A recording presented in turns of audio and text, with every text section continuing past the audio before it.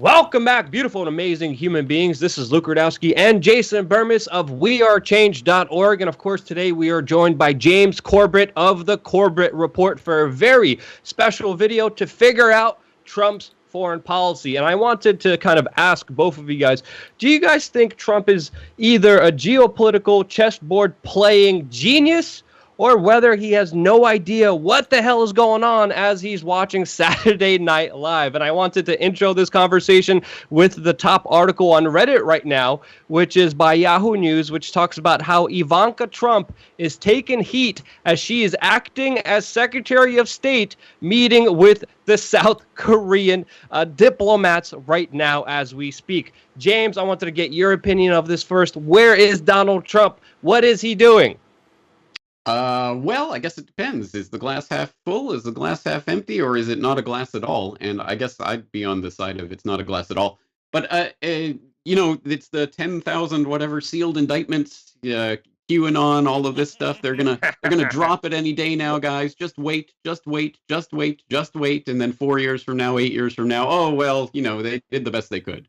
If anyone else sees this is Obama 2.0 in every way, in terms of the way that people are being led into following along with what Trump is doing. And I think, to whatever extent there is some sort of plan here, I don't think it's a very well developed one. And hey, the proof's going to be in the pudding, one way or another. And I don't think we're going to get the rainbow in the package and all the pedophiles and Clintons and everyone rounded up and put in jail and all of that, like some people are expecting. But the proof will be in the pudding.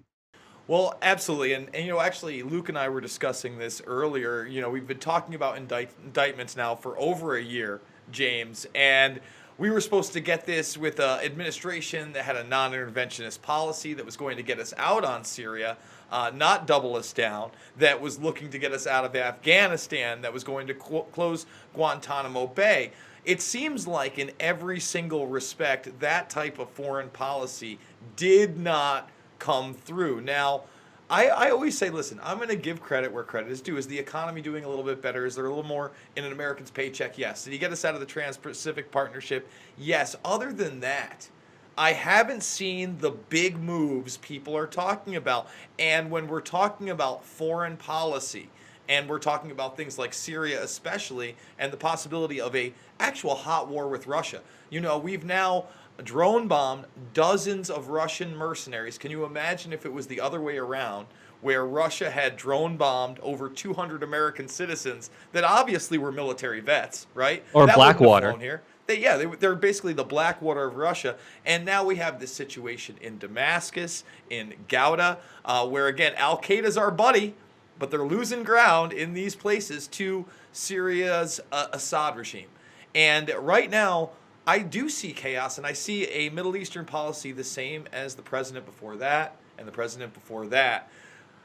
Why do you think it is, and this is my big question, that they do want him out so badly? He's heavily armed with Goldman Sachs. Why is it that we do have, when we can't criticize him on actual things like we just talked about, James, but we can sure criticize him on being with the Russians and Facebook? Well, that's the question, isn't it? I think it's because there are certain factions within the deep state. People tend to think that it's a monolithic entity and everyone's all on the same page. They're not. They fight in war with each other. Trump is, I think, coming from a different part and has different people around him.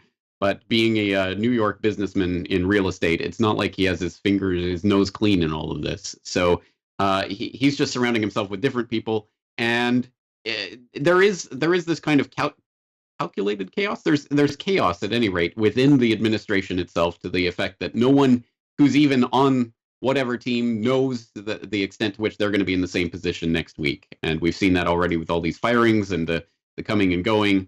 Again, I think it is chaos is the underlying part of this, and the deep state would prefer some sort of orderly something, at least knowing what they're going to get, rather than having chaos at the helm.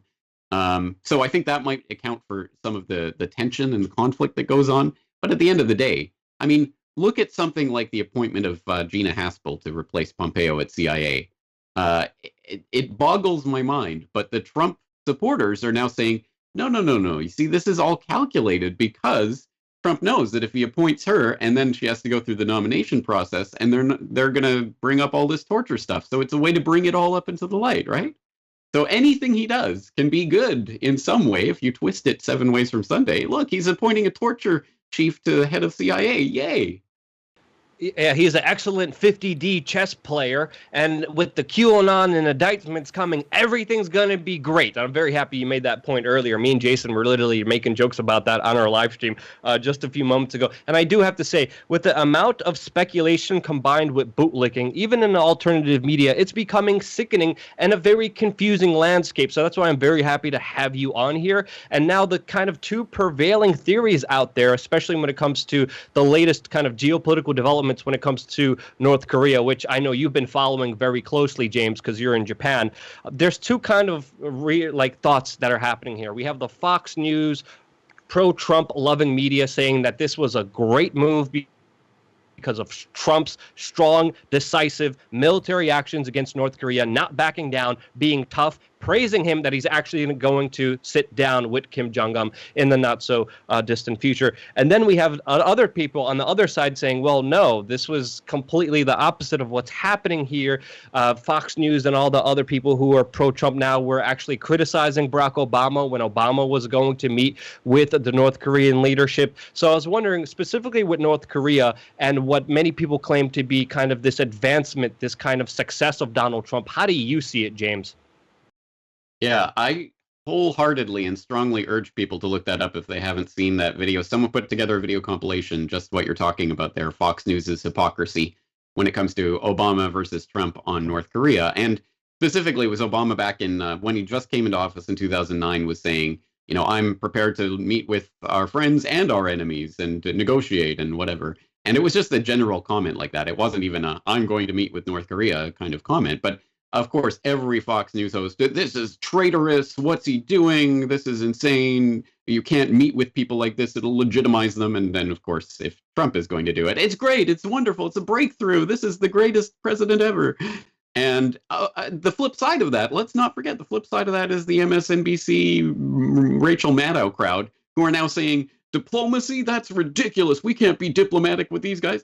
It's just insane to watch the inversion that happens every 4 to 8 years, but it happens every single time. And anyone who isn't sick of it hasn't been around long enough to watch it happen or has internalized it to the point where they just root for their team. The point is, yes, diplomacy is good. Talking is better than nuclear war.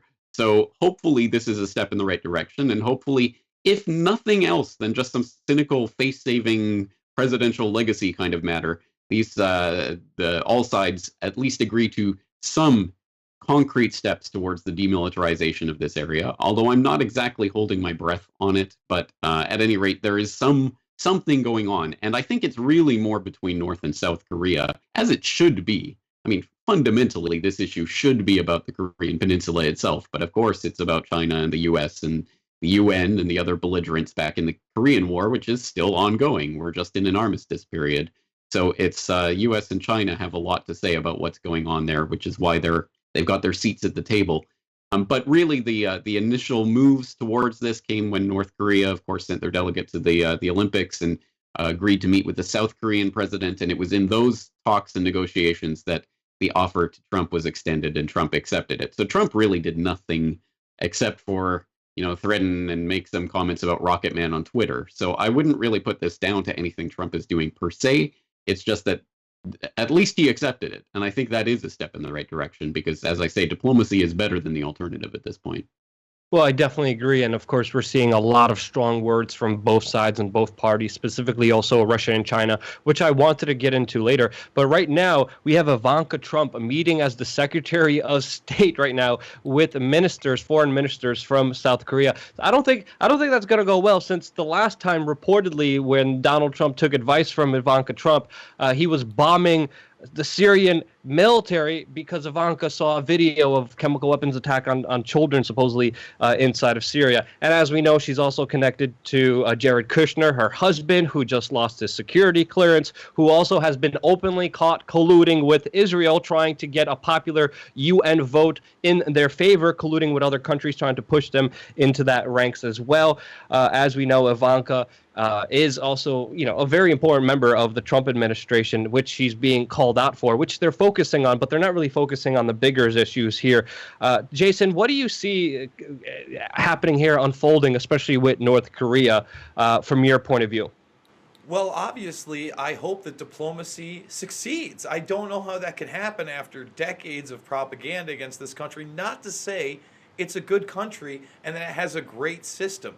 It has a very introverted system that has to be changed thoroughly, hopefully not by force. That's what we're hoping, really, that they can be absorbed almost by South Korea's culture. I think there is a possibility with diplomacy and taking away the fear-mongering. Now, whether or not that's actually going to happen is very hard for me to believe, because they've been such a good enemy to get the American people riled up against. I mean, think about the propaganda aspect of North Korea, of a little man in a little suit in a crazy country with nuclear bombs. It's a threat we constantly are bombarded by, and many people take seriously. And you don't think to yourself, man, this is a second, really third world nation that doesn't have many military capabilities at all and doesn't really pose a serious threat to us. So if we could get to diplomacy, I would be absolutely amazed, and I would give the Trump administration credit. But as James hinted at earlier, it does seem to be business as usual with this administration.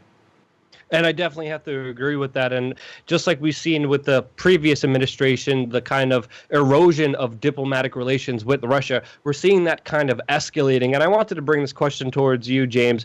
With Russia and China, their leadership becoming more emboldened, with Putin and Xi winning another term in their presidencies in Russia and China, with them not going away anytime soon and being more emboldened, how do you see the future of those relations when they're already going down so dramatically as they are right now?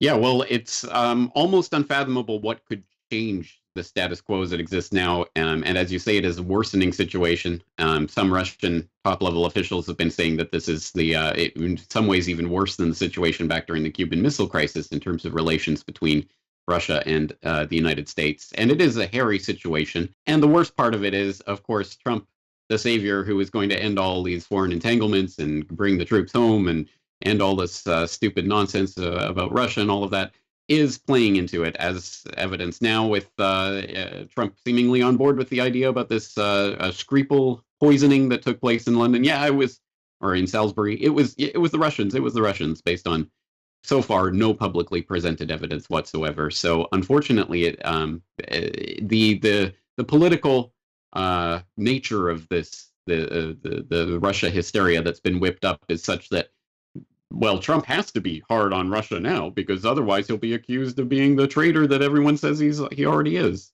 And it's unfathomable that some other politician is going to come along speaking sense at this point. So I don't see any way out of this hole at this point.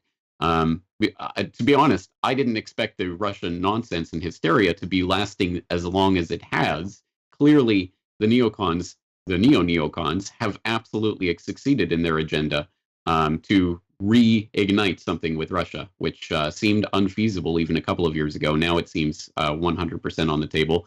And on top of that, Trump stacked his administration from the get-go with people who were China hawks saying, we got to start the trade war, we got to get things going. And we've seen in recent weeks, of course, the moves towards that with steel tariffs and other hints that there may be more action coming directed to China. So the encirclement of Russia and China by the NATO forces continues apace. And as I always take every opportunity to point out, this is a staged and manipulated conflict, and there are players who play both sides of the field, as always, including the Kissingers and others who are the gophers and the moles for the real deep state, the real ruling establishment, who, of course, were instrumental in setting up and making, for example, China into the economic powerhouse that it is today. Henry Kissinger has personal meetings with Vladimir Putin every single time he's in Russia. They're best buddies. And this all happens behind the scenes. But having said that, even though it's staged and manipulated and they're playing both sides, that doesn't mean that the conflict won't really happen. I mean, World War I and World War II, there was stage and manipulation and playing both sides on those conflicts as well. But the wars really happened and people really did die. And it's always the average citizen who pays with their lives for these geopolitical machinations and games and leveraging and power relations. And where shall we put the seat of power now? Maybe it's time to end Pax Americana and we'll start Pax Sino-Russo relations or whatever.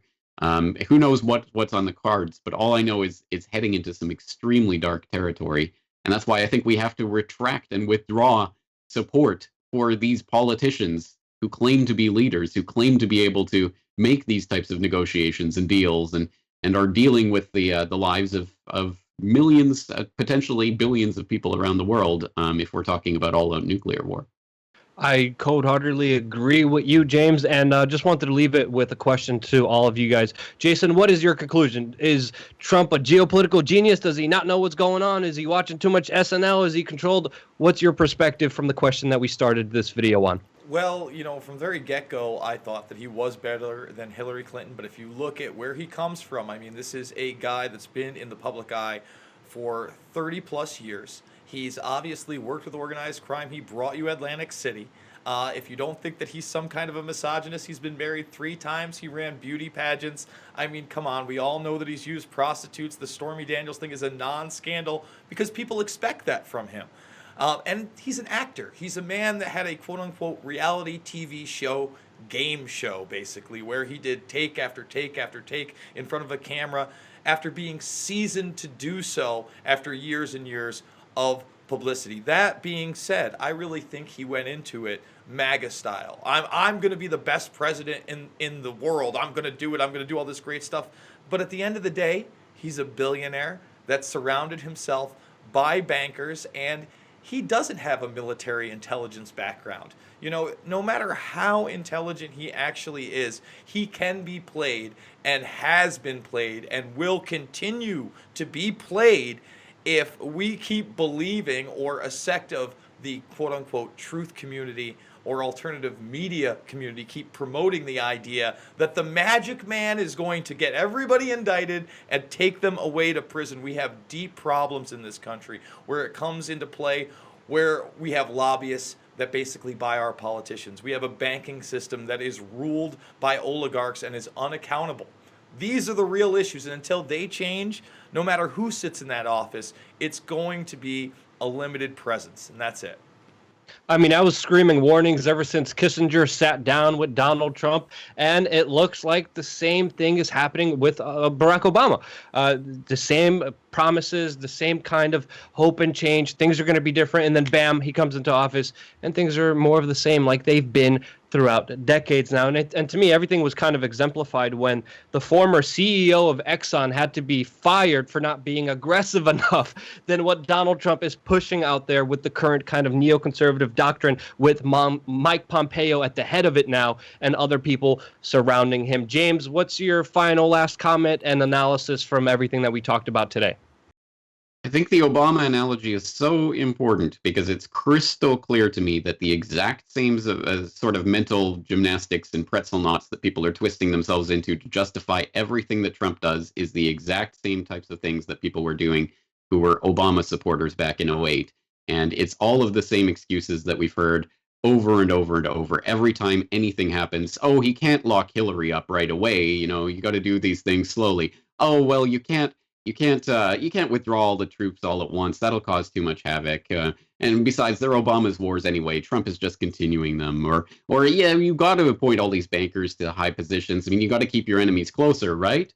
You got to appoint the torture chief to CIA head. I mean, look, it's all going to come out in the nomination hearings. You see, it's 12D chess. There's no way to win, of course, with that mentality, because absolutely anything he can do can be twisted through some incredible mental gymnastics into something good. So I think the proof will be in the pudding. And the saddest part is 4 to 8 years from now, when the Trump regime comes to an end, people will be saying, oh, well, he's only one man. He could only do so much. That will be the ultimate way, exactly as the Obama supporters said.